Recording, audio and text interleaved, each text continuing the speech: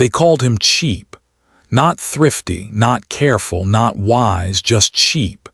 His own children, the very ones who grew up with full plates and warm coats, rolled their eyes when they saw him clipping coupons at the kitchen table.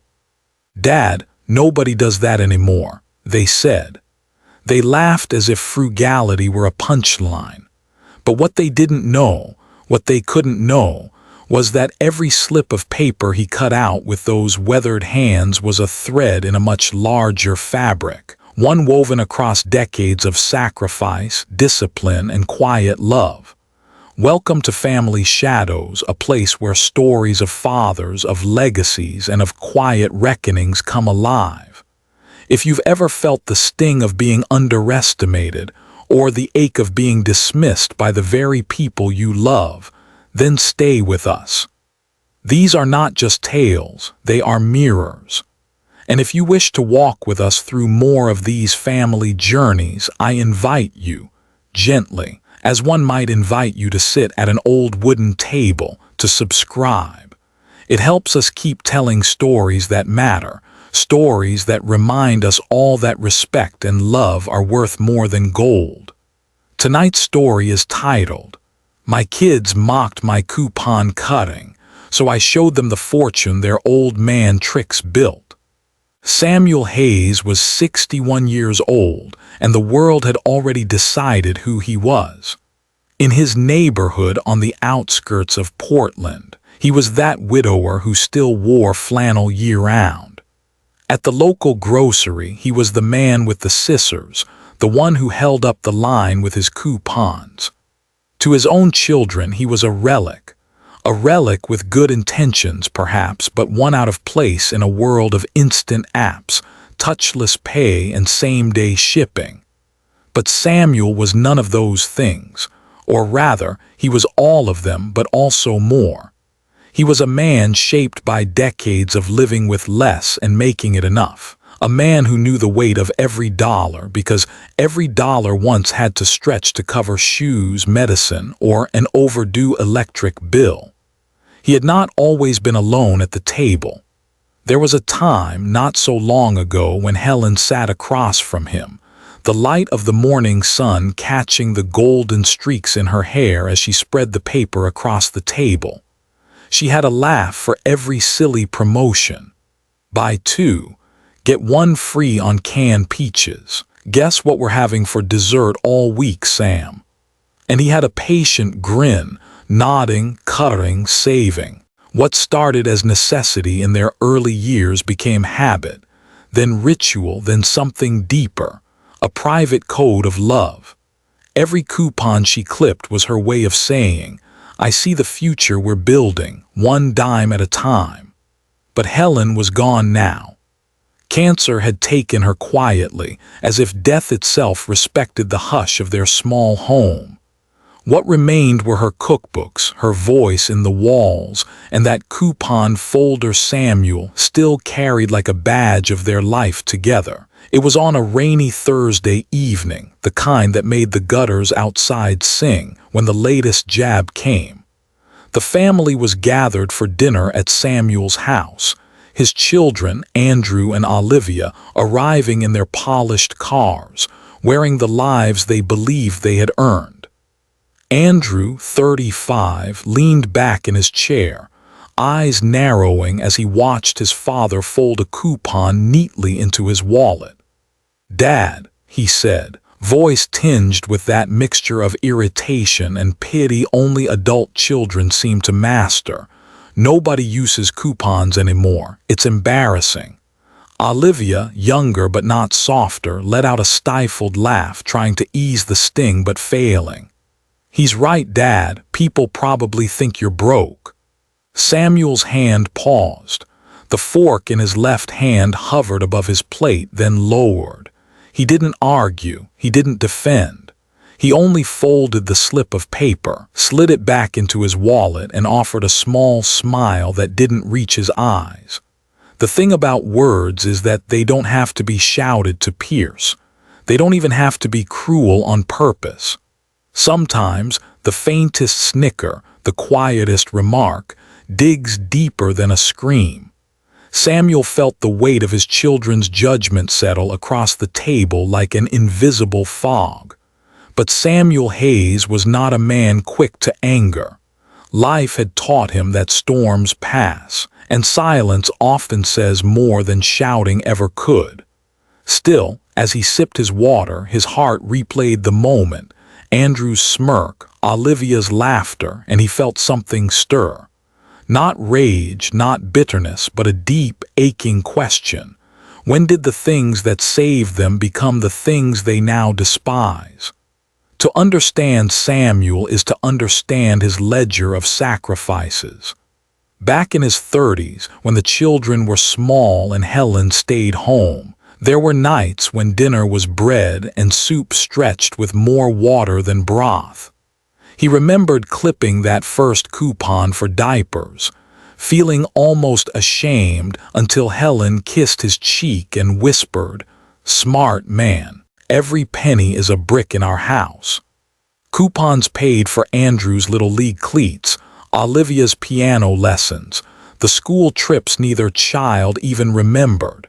They were the difference between gas in the car and a long walk, between overdue bills and a kept promise. Now, decades later, those slips of paper had become his daily meditation. Sitting by the kitchen window in the morning light, scissors in hand, Samuel cut not just coupons but pieces of memory. He heard Helen's voice in the rustle of the newspaper. He saw his children's laughter in the milk that coupon once discounted. He saw survival, love, provision. So he stayed quiet at dinner. He let the moment pass. He watched his children load their plates, talk about their jobs, their cars, their plans. He listened to Andrew brag about a new account at work, Olivia about a promotion she might receive. He nodded, smiled, asked questions. They left the table believing their father had yielded, that he had swallowed their ridicule without protest. But in the quiet after they drove away, Samuel lingered at the table. His hand touched the folded coupon again. He stared at it as if it held Helen's handwriting. And he whispered into the empty kitchen, "Someday you'll see." That night, Samuel sat by the window long after the dishes were done. The rain tapped the glass, steady and unrelenting, just as his habit had been all his life. He thought of his children's faces, the dismissal in their eyes. He thought of Helen, who would have chuckled and said, "Let them laugh, Sam, we know the truth." And he thought of the ledger tucked away in his workshop, leather-bound, heavy with years of numbers. They believed his coupons bought shame, but Samuel knew better. Those coupons had bought time, security, and something they had yet to discover, a fortune hidden in plain sight. The following Saturday, Samuel found himself at the local grocery store, list in hand, coupons tucked neatly in the flap of his wallet. The fluorescent lights above hummed faintly, casting the aisles in a sterile glow, but for Samuel it was routine, almost comforting. He moved slowly with purpose, selecting items the way an artist might choose his colors, deliberate, patient, precise. Andrew and Olivia had tagged along. They claimed they needed to pick up a few things, but Samuel suspected the truth. They wanted to make sure he didn't embarrass them. The aisles were familiar territory to Samuel. He knew where every brand was placed, every end cap stocked to catch a careless shopper's eye. He steered his cart like a captain on calm seas. A jar of peanut butter here, a bag of flour there, and always the matching coupon ready at hand. Andrew trailed behind, tapping his phone impatiently. "Dad," he muttered, "you know you could just use an app for this stuff. People don't cut paper coupons anymore. You're wasting time." Samuel didn't look up. He slid a coupon for pasta sauce across the item and placed it in his cart. "Paper still works," he said softly. Olivia gave a nervous laugh, trying to diffuse the tension. Honestly, Dad, people probably think you're, I don't know, old-fashioned. Old-fashioned. The word carried no kindness. By the time they reached the checkout, the air between them was tight with unspoken things. Samuel placed his items on the belt, careful to arrange them just as Helen had taught him, cold with cold, fragile with fragile. The cashier, a young woman with tired eyes but a kind smile, greeted him warmly. "Good morning, Mr. Hayes, back again with your magic folder." Samuel nodded, handing her the coupons one by one. She scanned them without complaint, her voice soft and genuine. "You always manage to save the most. Wish my dad had your patience." Andrew shifted uncomfortably. Olivia glanced around, cheeks pink. Behind them, a couple in line whispered, and Andrew swore he heard laughter at his expense. His jaw tightened. "Dad," he hissed, leaning close so only Samuel could hear. "This is humiliating. Everyone's watching you." Samuel's hand paused on a coupon for orange juice. For a moment he considered putting it away, sparing his children the shame they seemed to feel so deeply. But then he saw Helen in his mind's eye, smiling at him across the table as she clipped a similar coupon decades ago. "Every penny counts, Sam. Don't ever forget that." So he placed the coupon on the counter with steady hands. The cashier rang it up, smiling. "Look at that, $2 saved." $2. To Andrew and Olivia it was nothing. To Samuel it was history, it was discipline, it was a promise kept. "Dad," Andrew snapped, louder this time, "this has to stop." Samuel said nothing. Silence, he had learned, was sometimes the only armor left to a father whose children had forgotten his battles. He slid his wallet back into his pocket, accepted the receipt with a nod, and pushed the cart toward the exit. The automatic doors whooshed open, letting in a gust of spring air. Samuel inhaled deeply, the scent of rain still lingering on the pavement. For a fleeting second he imagined Helen walking beside him, her arm brushing his, whispering, "Let them laugh. We know what we're doing." Behind him, Andrew muttered under his breath. Olivia said nothing at all, and Samuel, with his groceries and his coupons, walked on, carrying not just bags of food but the quiet dignity of a man who knew the value of every choice he made. That night, after the grocery trip, the house felt too large. Samuel moved through the room slowly, his footsteps echoing in the stillness. Andrew and Olivia had long since driven off, leaving only the faint imprint of their voices in the air, sharp with judgment, edged with impatience. Samuel set the bags down on the kitchen counter. He unpacked each item carefully, as if the groceries themselves might bruise under careless hands. The milk went into the refrigerator, the bread into the wooden box Helen had bought at a yard sale 25 years ago. His fingers lingered on it, tracing the faded carvings on its surface. Helen had called it their treasure chest, even though all it ever held was loaves of bread and sometimes stale cookies. On the wall above the counter hung a corkboard, dotted with yellowing slips of paper, some coupons still valid, some long expired. Samuel reached into his shirt pocket and pulled out the orange juice coupon from earlier, the one that had drawn Andrew's scorn. He pinned it to the board with quiet ceremony, as if it were a photograph instead of a piece of paper. For a long time he stood there, staring at that wall, at the years of clippings. He remembered the mornings when Helen would sit at the table, coffee steaming beside her, scissors in hand. The rustle of newsprint, the snip of metal blades, her laughter at some ridiculous sale, these sounds had been the soundtrack of their life together. One memory rose above the rest. It was winter, maybe 1992, when money was tight and the children were still small. Snow had piled against the windows and the furnace sputtered, threatening to die. Samuel had come home from work bone-tired, his back aching, only to find Helen at the table, surrounded by papers.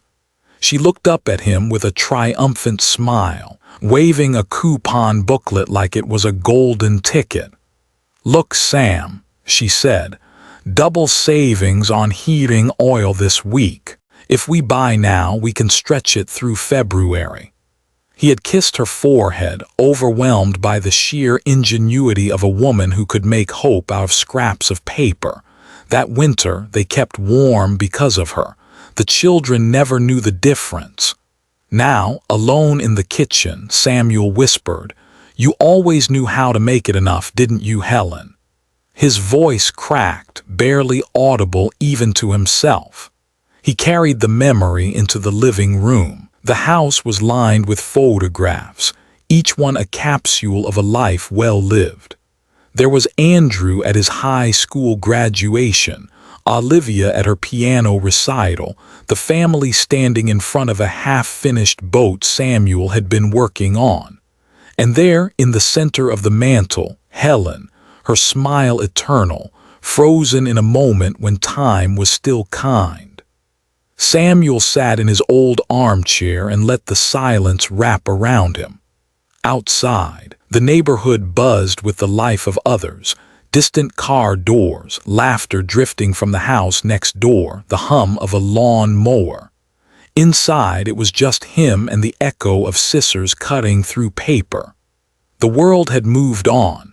People tapped on screens now, chasing discounts that came in the form of digital codes and automatic deductions. But for Samuel, those coupons were not about the savings. They were about remembering.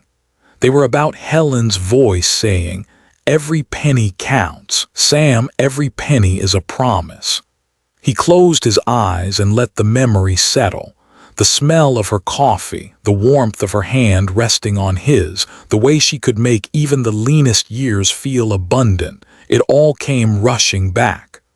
And as the night deepened, Samuel made a quiet vow. He would not let his children's laughter rewrite the meaning of what he and Helen had built. He would carry those coupons not out of stubbornness but out of fidelity. To her, to the life they had made together. He rose slowly, joints aching, and made his way to the workshop out back. The old wooden door creaked as he opened it, the smell of sawdust and oil greeting him like an old friend. In the corner, beneath a stack of neatly labeled boxes, sat the ledger. He touched it but did not open it yet. That would come later. For now, he simply placed his hand on its worn cover, like one might on the shoulder of a companion, and whispered, "Someday, they'll understand." The workshop light flickered once, then held steady. And Samuel, with Helen's memory burning quietly inside him, turned back toward the house. Tomorrow, there would be more coupons to cut. The following weekend, the Hayes family gathered once more around Samuel's worn oak dining table. The table had seen decades of life, birthday cakes cut, Thanksgiving turkeys carved, homework spread across its surface. Helen had polished it every Sunday after church until it gleamed like honey in the afternoon light. Now it bore the faint scratches of age, like wrinkles on a beloved face. Andrew sat at the head of the table as though it were his rightful place, legs crossed, phone set beside his plate. Olivia slid into her chair quietly, her eyes darting between her father and her brother. Samuel served the meal, roast chicken, potatoes, green beans, all prepared with the same deliberate care Helen once brought to the kitchen. He didn't cook as gracefully as she had, but he tried, and that mattered to him.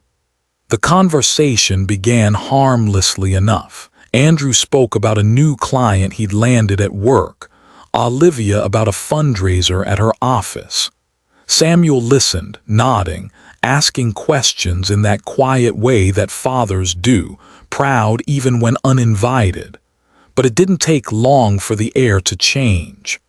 Andrew picked up his fork and tapped it against his plate, his eyes narrowing on the little stack of folded coupons sitting near Samuel's wallet on the counter. "Dad," he said, his voice sharper than before, "you have to stop with this, it's humiliating." Samuel paused mid-bite. "Humiliating?" he asked softly as though he hadn't heard correctly. "Yes," Andrew said firmly. "Every time you pull out those scraps of paper at the store, people look at us like we're poor, like we can't afford real groceries." Olivia shifted uncomfortably, twisting her napkin in her hands. "He's just trying to be careful, Andrew," she murmured, but her voice lacked conviction. Andrew pressed on. "Careful? No, it's outdated. Everyone uses apps now, Dad. Nobody sits around clipping coupons like it's 1985. You need to act modern for once." Samuel's eyes lowered to his plate. He set his fork down gently, the clink echoing in the silence that followed. He wanted to tell them about Helen, about the winters saved by those coupons, about the shoes bought, the bills paid, the quiet dignity of making something stretch. He wanted to remind them that those scraps of paper had been the foundation of their lives. But words don't always come when you need them, and sometimes silence feels safer than spilling the contents of your heart only to watch them dismissed. So Samuel said nothing. He reached for his tea instead, his hand trembling slightly as he lifted it. The steam curled upward, blurring his vision. Across the table, Andrew leaned back, satisfied as if he had won something. Olivia kept her gaze on her lap, her face flushed with shame, not at her father's actions, but at her own weakness in failing to defend him. The rest of the meal passed in fragments. The scrape of utensils, the hollow, small talk, the thud of plates as they were cleared. Samuel moved through it all like a ghost in his own home. His children were here, yes, but the warmth that once filled these walls with Helen's laughter had vanished, replaced by the cold weight of judgment. When they finally left, the house settled into silence once again. Samuel sat alone at the table, staring at the empty chairs. He reached into his pocket, pulled out one of the coupons, and laid it on the wood as if to say, "This is what you cannot see. This is what you mock, but this is what saved you." He closed his eyes, hearing Helen's voice like a whisper in the room. "Don't let them shame you, Sam. We know the truth." His lips tightened, his jaw set. For the first time, a spark of resolve flickered behind his sorrow. The cold words of his children had pierced him, yes, but they had also awakened something steadier, something unshakable. Someday they would know. The night after his children's harsh words, Samuel could not sleep. The house felt too quiet, its silence no longer gentle but accusing. He tossed in his bed, listening to the groan of the old pipes, the tick of the clock, the far-off hum of cars passing on the wet street. At last, near midnight, he rose. He slipped on his flannel shirt, the one Helen had once patched at the elbow, and padded down the hallway. Instead of turning toward the kitchen, he opened the back door and stepped into the cool night. The workshop waited in the yard, a squat wooden structure smelling of cedar and oil. Its door creaked the same way it always had, but the sound comforted him. He flicked on the single bulb overhead and the room came alive with shadows. Saws hung on pegs, jars of nails lined neatly, shavings of pine curled on the workbench. Here in this space, Samuel was more than a widower mocked for his coupons. He was a craftsman, a provider, a man who had built his life plank by plank. In the corner, beneath a canvas cloth, sat the ledger. He carried it to the workbench with reverence as if it were a relic. The leather cover was worn smooth from decades of use, its edges frayed. He laid his hand on it for a long moment before opening it, as though bracing himself for what he was about to feel. Inside, the pages were filled with neat, deliberate handwriting. Row upon row of numbers, dates, and notes, every coupon clipped, every penny saved, every small victory recorded. But it was more than arithmetic. It was history. Here was the year Andrew needed braces. The savings from grocery coupons had paid the monthly installment. Here was the note from when Olivia wanted to join the school orchestra. The violin rental had been covered by supermarket discounts. Here were the summers when the family took modest road trips, their gas and meals financed by the steady drip of pennies saved on laundry detergent, cereal, coffee. Every line was a memory. Every dollar stretched was a choice to give his children something more. Samuel turned the pages slowly, his eyes misting. Helen's handwriting appeared here and there in the margins, looping and cheerful. "Nice save, Sam." Or, "This one bought Olivia's winter coat." Her voice came alive in those scribbles, as if she were still beside him, encouraging, reminding him that frugality had always been a form of love. He turned to the later pages. The numbers grew larger, steadier. Savings had become investments. The coupons, once a lifeline, had transformed into stepping stones, stocks with reliable dividends, government bonds maturing safely, a small rental property purchased outright after years of careful accumulation. Samuel rested his fingers on the column of totals. They were not vast sums by the measure of the world, but they were steady, solid, undeniable. Enough to fund college tuitions for grandchildren not yet born. Enough to weather storms his children had never known. His lips curved into a faint smile. Andrew thought the coupons were scraps. Olivia thought them relics. But these pages told another story, one of discipline and foresight, one of a man who had refused to waste what little he had. He closed the ledger gently, as if tucking it in for the night. Leaning back on the stool, he let the silence settle around him. He could still hear Andrew's voice. "Dad, just stop with the coupons. You're humiliating us." The words stung, but here, surrounded by sawdust and the steady hum of memory, the sting dulled. Someday they would see the truth.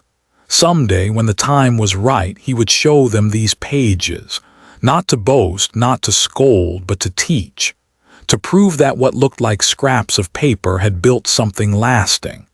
The bulb overhead flickered, and Samuel rubbed his tired eyes. He placed the ledger back beneath the canvas, where it would wait, quiet and patient, just like him. Before leaving, he paused by his workbench. An unfinished wooden toy boat sat there, its hull sanded smooth, its sails not yet attached.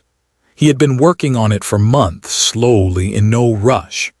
It was meant for Olivia's little boy, his grandson. Samuel smiled at the thought.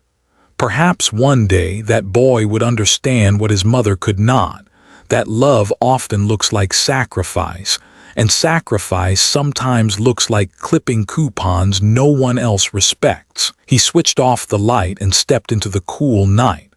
The stars hung low, blurred by thin clouds. In the hush of the yard, Samuel breathed deep and steady. His children could mock him. The world could dismiss him. But the truth, preserved in ink and discipline, was waiting. And when the moment came, it would speak louder than their laughter ever had. Sunday dinners had once been the heartbeat of the Hayes household. Helen used to insist on them, no matter how busy the week had been. She would set the table with mismatched plates, light a single candle, and say, "This is our time." Now, with Helen gone, the ritual had grown brittle. The food was simpler, the laughter quieter, the connections thinner. But Samuel kept it alive, partly out of habit, partly out of stubbornness, and partly because he believed that family, however frayed, still deserved a table. That evening, the roast chicken gave off a comforting aroma, mingling with garlic and thyme. Samuel had cooked it slowly, the way Helen used to, basting it every hour until the skin glistened golden. He laid the meal out carefully, as though presentation could patch what love no longer covered. Andrew arrived first, shoulders squared, briefcase still in hand though it was the weekend. He placed it by the door like a declaration.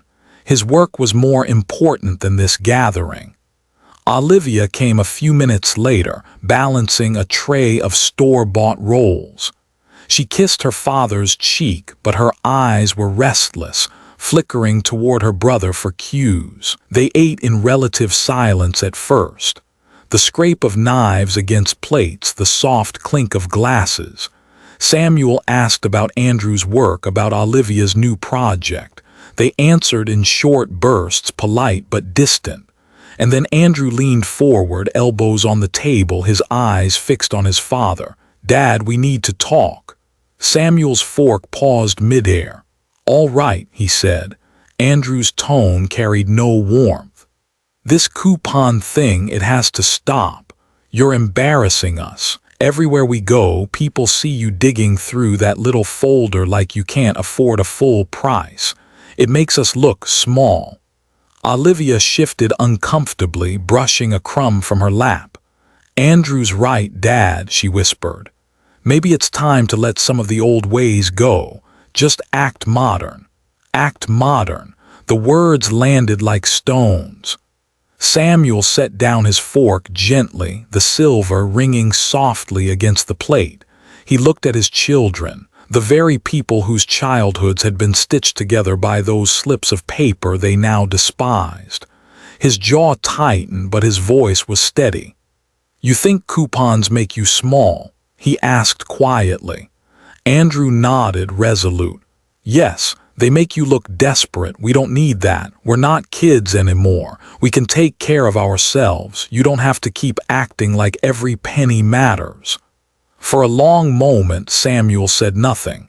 He sipped his tea, hand steady though his heart pounded. The room seemed to shrink around him, the walls leaning in, the ceiling lowering, the candlelight flickering as though it too held its breath. Then slowly he rose from his chair. He crossed to the sideboard where his leather satchel rested. From it he withdrew the old ledger, the one that smelled faintly of cedar and thyme. He placed it on the table with deliberate care, its weight landing like a gavel. "You think these coupons are scraps," Samuel said, his voice firmer now. "You think they bought nothing but embarrassment." He rested his hand on the cover. "But let me show you what they built." Andrew frowned, skeptical, but leaned closer despite himself. Olivia bit her lip, her eyes darting between her brother and her father. Samuel opened the ledger. The pages, thick and yellowed, whispered as they turned. Columns of numbers, careful notes in ink, Helen's playful scrawls in the margins. He traced a finger down a line, then looked up at his children. "This," he said, tapping the page, "was the year your braces were paid for, Andrew. And this," he flipped to another, "this was the violin, Olivia. Coupons bought those. They gave you what you needed when we had almost nothing." He turned more pages. His voice grew stronger with each one. "And these years here, groceries saved became investments, small at first, then steady, stocks, bonds, a rental property paid in full, all because we chose to value what others threw away." Andrew shifted back in his chair, his confidence faltering. Olivia's hand trembled against her glass. Samuel closed the ledger gently, but the sound carried finality. "You asked me to stop. You demanded I abandon what has defined my life. But you need to understand, these so-called tricks, these scraps of paper you mock, they built something greater than you realize. They built your lives. The silence that followed was heavy, unbroken except by the faint hiss of the candle. For the first time in years, Samuel didn't look like an old man clinging to outdated habits. He looked like a judge delivering truth, like a craftsman unveiling his work, like a father reclaiming his dignity. Across the table, Andrew opened his mouth, then closed it. Olivia's eyes brimmed with tears, though she blinked them back, ashamed. Samuel sat down slowly, folded his hands, and waited. The showdown had begun, and the weight of truth now sat between them, heavier than any roast chicken, stronger than any cold words they had spoken. The ledger lay open on the table, its pages bathed in the soft glow of the candlelight. The room had grown so still that even the tick of the kitchen clock seemed to hesitate, waiting for what Samuel would reveal. Andrew leaned forward, arms crossed, trying to mask his unease with defiance.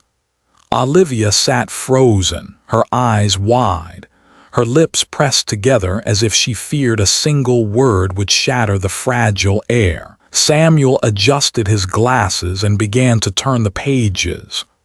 "This," he said, pointing to a neat row of numbers, "is the dividend account. Every coupon saved on groceries, quarters, dimes, even pennies went into here. Year after year, while you laughed, while you rolled your eyes, those scraps were compounding into something real." Andrew's brow furrowed as his eyes scanned the figures. He wasn't an accountant, but even he could see the totals in bold ink at the bottom of the page. Tens of thousands of dollars quietly stacked like bricks in an unseen wall. Samuel flipped to another page. "And these," he continued, "are government bonds, safe, steady. Bought with money you never noticed missing, money carved out of carefulness. Every bond is paid in full, every cent accounted for." Olivia raised her hand slightly as though asking permission in her own father's house. "Dad," she whispered, her voice trembling, "all this came from coupons." Samuel looked at her gently. "From discipline," he corrected. "The coupons were just the tool. What mattered was the choice to use them, to believe small things add up." He turned to the last section. His hand lingered on the page before he revealed it, savoring the moment the way one savors the last stroke of a long journey. Then he opened it wide. "This is the rental," he said. "A 2-bedroom house, paid off 5 years ago. Every month the tenant's check comes in, steady, reliable. It was bought with years of savings, years of those little slips you both call embarrassing." The silence that followed was thick with disbelief. Andrew's jaw tightened, his face pale. Olivia covered her mouth, her eyes flooding with tears. Samuel leaned back, closing the ledger softly. "You thought the coupons made us look poor, but they gave us freedom. While others spent recklessly, we built something that cannot be mocked away. Enough to send your children, my grandchildren, to college without debt. Enough to keep this family steady long after I'm gone." Olivia's tears spilled over. She reached across the table, her hand trembling as it brushed the leather cover of the ledger. "Dad, we never knew." Andrew tried to speak, but the words caught in his throat. He looked away, his pride collapsing under the weight of his father's truth. For years he had measured success by promotions, by cars, by outward appearances. Now, sitting in front of him was a different kind of wealth, quiet, disciplined, undeniable. Samuel's gaze softened. "You were children. You weren't supposed to know. Helen and I wanted you to feel safe, not burdened. But now you are grown and it's time you understood. Frugality isn't poverty, it's a strategy. It's how we built something lasting." The candle sputtered, then steadied again as though echoing his words. For the first time in a long time, the house felt full, not of laughter, not yet, but of truth. The candle burned lower, its wax pooling at the base, but Samuel's presence seemed to fill the room more than the light ever could. His children sat in silence, the ledger between them like a quiet witness to the truth. Samuel folded his hands on the table. His voice, when it came, was calm but carried the weight of years. "You see," he said softly, "your mother and I never cared about appearances. We cared about stability. We cared about making sure you had shoes for school, lessons for music, braces for your smile. We cared about giving you a life that didn't feel heavy, even when the world was pressing on us. That's what these coupons meant, not embarrassment, not poverty, but possibility." Olivia wiped her tears. "Dad, we should have seen it, we should have known." Samuel shook his head gently. "No, you were meant to live your lives freely. That was the point. Parents carry the weight so their children don't have to." He leaned back, his eyes glistening. "But respect is the one thing I hoped you would always keep. Not for the coupons, but for what they stood for." Andrew finally found his voice. It was smaller now, stripped of arrogance. I judged you. I thought you were holding onto something pointless, but you were holding onto us all along." Samuel reached across the table, placing his hand over his son's. "I was holding on to discipline, to love, to a way of living that would outlast me. And now," he paused, looking at both Andrew and Olivia, "now I will hold on to legacy." He stood, walked to his desk, and pulled out an envelope. Inside was a freshly signed document. He laid it beside the ledger. "This," he said, tapping the paper, "is the Helen Hayes Trust, named for your mother. From today forward, the dividends, the bonds, and the rental income will be placed into this trust. Not for me, not for you, but for your children, my grandchildren, their education, their future, their freedom." The room was utterly still. Olivia's tears flowed freely now. Andrew bowed his head, unable to meet his father's eyes. Samuel's voice softened further, a whisper wrapped in strength. "Frugality isn't poverty, it's a strategy. A strategy your mother and I chose so that when you laughed at scraps of paper, we could hand you something no laughter could take away." For a long while no one moved, and then slowly Andrew rose from his chair. He walked to his father's side, placed a hand on his shoulder, and said quietly, "I'm sorry, Dad." Olivia followed, wrapping her arms around her father. "Thank you," she whispered, "for everything." Samuel held them both, the ledger resting on the table behind him, the candle burning down to its final inch. For the first time in many years, he felt not just the ache of being misunderstood, but the balm of being seen. The next morning, Samuel walked into the grocery store alone. He moved through the aisles with the same steady rhythm, coupons tucked neatly in his pocket. At the checkout, he handed them to the cashier, who smiled warmly. And there, in the corner of his eye, he saw Andrew, standing a few steps back, arms folded, watching, not with mockery this time, but with quiet respect. When their eyes met, Andrew gave a small nod, a nod that said, "I understand now." Samuel smiled faintly, folded the receipt, and walked into the sunlight. The world might never see the truth in those slips of paper, but his children did. At last. Thank you for staying with us through this journey. This was the story of Samuel Hayes, a father who proved that love can be measured in quiet choices, in discipline, in the unseen sacrifices that build a family's foundation. May it remind us all that dignity often hides in the smallest acts, and that respect, once lost, is the greatest fortune to regain. From Family Shadows, we wish you health, peace, and happiness in your families. Until next time, may your days be filled with love and your nights with gratitude.